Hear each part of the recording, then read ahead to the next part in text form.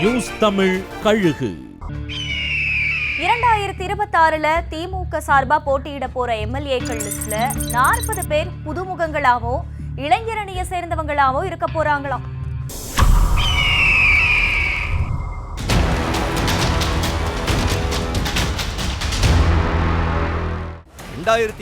சட்டமன்ற திமுக வேட்பாளர்கள் லிஸ்ட் கிட்டத்தட்ட தயாராயிடுச்சுங்கிறாங்க.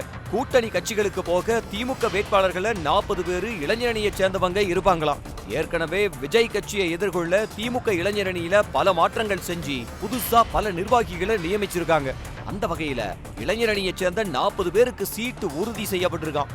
அந்த 40 வேட்பாளர்கள் யாருங்கிறத உதயநிதியே முடிவு செய்ய போறாராம். இதனால சீட்டு கேட்டு இப்ப உதயநிதியை சுத்தி ஒரு பெரிய வட்டம் உருவாகி இருக்குங்கிறாங்க. ஆனா வேட்பாளர் தேர்வுல திறமையானவங்க, கட்சிக்காக உழைச்சவங்க யாருங்கிறத பார்த்துதான் உதயநிதி முடிவெடுக்க போறாருங்கிறாங்க.